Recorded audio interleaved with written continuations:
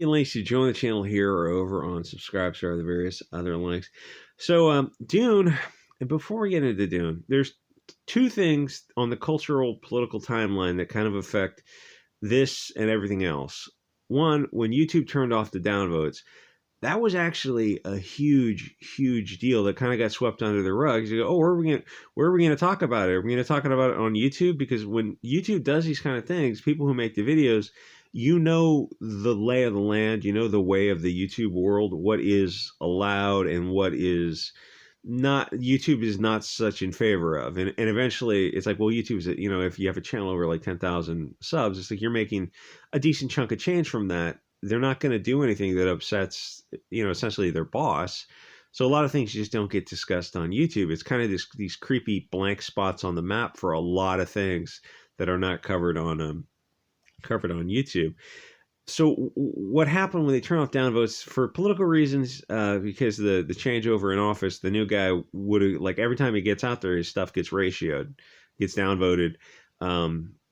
And anytime, like, any left-wing politician comes out with something, it's like you can immediately look at the ratio between upvotes and downvotes, and you see it's like all massively downvoted. That's gauging the temperature of the people who are interacting with those videos. Like, that is an honest assessment. It's a quick, honest assessment, and Google knew that they had to shut that down, and they did.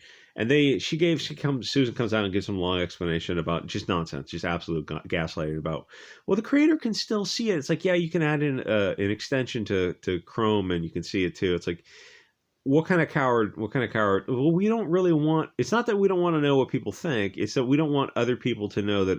They want you to feel isolated and alone. They want absolute and total control of the narrative.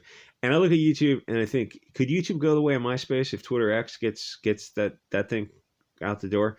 Yeah, they absolutely could. Because MySpace went the way of MySpace. Oh, that's just crazy talk. It's like, you bring that up and you bring up that, like, a lot of the stuff they think they call as like crazy talk. You're like, but MySpace actually exists. Oh, that's all these things are conspiracy theories. You're like, yeah, but Epstein's Island is actually real.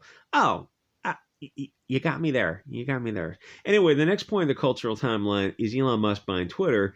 And he's going in the opposite direction where there is more free speech. And what happened before was there was a lot more self-censorship of people on the right. So you got, getting away from the politics, you got just movies that are coming out. Oh, and the same thing was happening on YouTube. Was like left-wing movies would come out. And, loosely I'll call them woke. It's like woke means different things to different people. But it's just a rough assessment of else. It can mean a lot of things. And it would also get downvoted. So you're getting an honest opinion of the people who are interacting with those videos are saying that they're not into this kind of thing. And so you that's part of politics being upstream and downstream from culture. YouTube knew that they had to shut that down. They do not want they want you to feel that you're alone and isolated and you're cut off, and that everyone's on board with this kind of stuff. Everyone loves this kind of, these replacement movies, these cultural Marxism, the movie.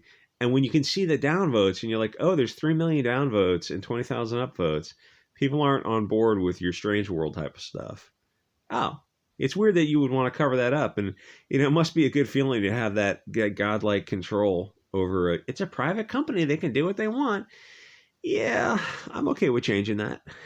I thought you guys were, I don't know, whatever straw man they insert in the, like, this is capitalism. This is late stage capitalism. Like, just, you don't know what you're talking about. Anyway. So Elon's going the other direction where if you're on the right, you're not self-censoring as much on YouTube or on Twitter because you're not getting kicked off Twitter anymore for reasonable takes. I mean, if you're like, there's still crazy people on Twitter for sure, but for like reasonable political takes or stuff on movies, you're just not getting, you're probably still getting mass reported, but it doesn't do anything. You're not getting shadow banned and your account's not getting deleted. So eventually the left is going to learn to stop mass reporting because it's just it's just not going to go anywhere. So what's happening is you're getting, like, politicians are coming out and they're getting just destroyed on Twitter because you're getting, like, that's what the population actually feels. And with movies that are coming out, you're getting a more honest feedback on movies where before you didn't. You got all praise because everyone who was interacting with those videos or those tweets was going to be left wing because the right wing was self-censoring. So when Strange World came out, they weren't going to be against. The right wing was not going to go in there and make fun of it because it would just get mass reported and kicked off. You didn't have to violate terms of service back in the day. Old Twitter, if you got mass reported enough, eventually you get kicked off without a TOS violation. Now that's changed, and now people are knowing that they're no longer alone in their feelings of rejecting all this stuff. The left wing knows how powerful. I think the left wing has always been way more politically astute than the right wing. They know how powerful Twitter is. Oh, that laptop store is not important. Then why'd you hide it if it wasn't important? Anyway, so I look into this Dune thing. So this Dune thing I don't quite understand, because the first one that came out only did $400 million worldwide, and that's the theater net money. So it must have made more money on the Netflix streaming, because $400 million for the cost of the movie is still a net loss. So I'm not sure why you double down on it.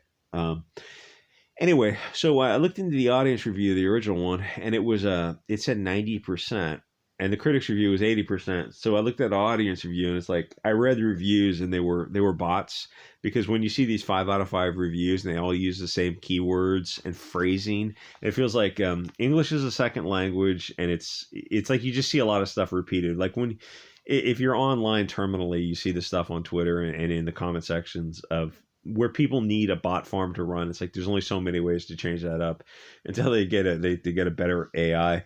Anyway, the thing is, it's like it's only going to be in those 5 out of 5 scores, and you look at that, it's like this is not the kind of show that deserves a 5 out of 5.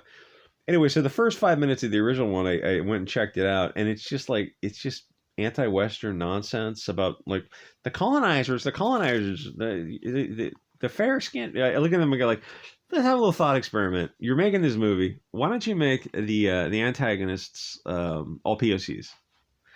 Oh, because we're not making movies, we're making propaganda. Like, just as a thought experiment, could you? Oh, that's marginalized and oppressed and systemic and disenfranchised and othered. Yikes, my guy. Yeah, I mean, you're not making movies. Like, clearly by now, people know you're not making movies. I want to do this other video on the concept of you can't write multifaceted characters in Hollywood anymore. Because Hollywood has to present characters that are completed. They have to tell you the characters are good and bad, and they can't be complicated characters, because Hollywood has to preach to you. Where, like, even in the Addams Family, where there was like it's the Addams Family, it's this whole anti-white propaganda, right? But there's one scene where the Pox are bullies, and people on social media got upset about that. And you're like, so you're literally saying you don't want to treat the characters equally. Yeah, that's where they are now. Like, you're at the point where, and you've been at the point like this for a few years, where the only safe characters to make antagonists are blonde hair, blue eyed, or red hair, green eyed, whatever. The point is like the peak ubermensch of the pinnacle of Europeanness, and that, like, it's your face when you realize that the left is more on board that concept of two things: the soft bigotry or lower expectations, and then the ubermensch untermensch stuff of like straight out of World War II. That's more of a left-wing concept than it is a right-wing concept. And I can prove it because I just, as you point out, the antagonists and protagonists, like, get a piece of paper and watch TV and movies and draw two pieces of paper, antagonist, protagonist, good and bad characteristics, and now try to match 3 characteristics: hair, eye, and skin tone. And what's the correlation? It's like you draw a scattershot chart, right? And then you draw this straight line because the dots are almost all on the FN line. That means like all the. So I present 2 characters to you: light hair, eye, skin; dark hair, eye, skin. 2 characters juxtaposed. So what percentage of the time can you determine antagonists and protagonists? Oh, in the past 20 years, 99% of the time. Oh, so where's the willing suspension of disbelief? there is none. If you're a kid, you don't really catch on to this kind of stuff. But once you kind of get past that, you do catch on. I'm saying that there's no willing suspension of disbelief where every time I see blonde hair, I know it's going to be a negative portrayal. Doesn't matter if it's comic books or movie. It's like that. Anyway, so the first 5 minutes of this Dune show was like straight out of just Bolshevik found family nonsense. You had a mixed tribe of, I guess, Africans and Middle Easterns or something, and they're the stereotypical good guys, but it's like the same concept that you saw in the Dark Tower remake movie, or the Rings of Power, or Wheel of Time, or any of this other Saul Alinsky nonsense. It's like, so they're a tribe, but they don't look similar.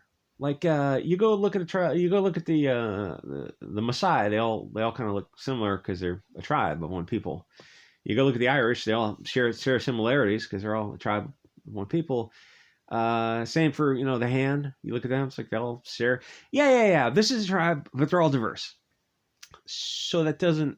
So they live together essentially, to be blunt, and you're saying they don't mate with each other.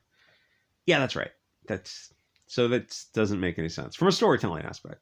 Listen. You think I'm saying, oh, you're just so istophobic. Listen, if you want to make them all, African, go for it. That makes sense to make a tribe. Even then, there's a lot of hot words for you too. Even then, they f it up because you go look at Wakanda.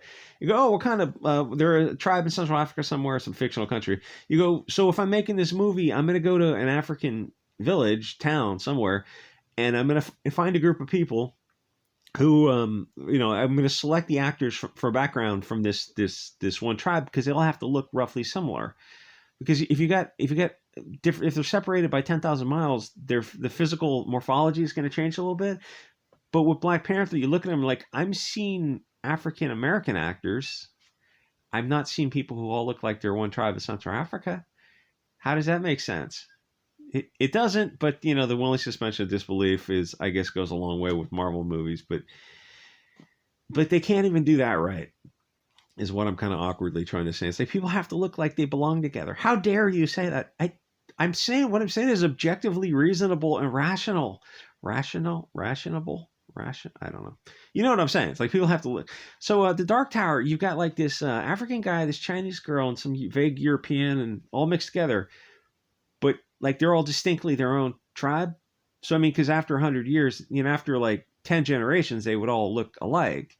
So you're saying this movie, we caught them all exactly at the beginning of their mixing together. Same with Rings of Power, and same with Wheel of Time. It's like you're saying they just happen to come together, and like all these Hollywood movies, these groups are just happening to come together, but they're acting like they've been together for 100 years. How does that make sense? Well, you must be in Hugo Boss and you're istophobic. No, dude. I'm saying by all means, if you want to make a Middle Eastern tribe over here and like an Earth analogy, and an African tribe over here, a European tribe over here, at least make them, that would make sense. They look like they're coming together to fight one common enemy. It's like that makes sense. You're just bigot said what? It's like this participation trophy generation. It's like dealing with children. Anyway. All this stuff is like, it's just Hollywood Frankfurt School cultural bullshit. And like I said, this thing made $400 million. So I'm not quite sure why you're throwing good money after bad, unless on HBO streaming it made a ton of money. Call me crazy. I kind of doubt it made a ton of money on streaming. So are you saying they're not interested in money? They're just making propaganda? Yeah, pretty much. That's what I'm saying. Anyway, I guess, can you make Dune in the current present day political climate? No, I don't think you can. I don't think you can make anything out of Hollywood in the present day political climate at all. So, good luck with that. Anyway, like, comment, subscribe. See you guys all next episode.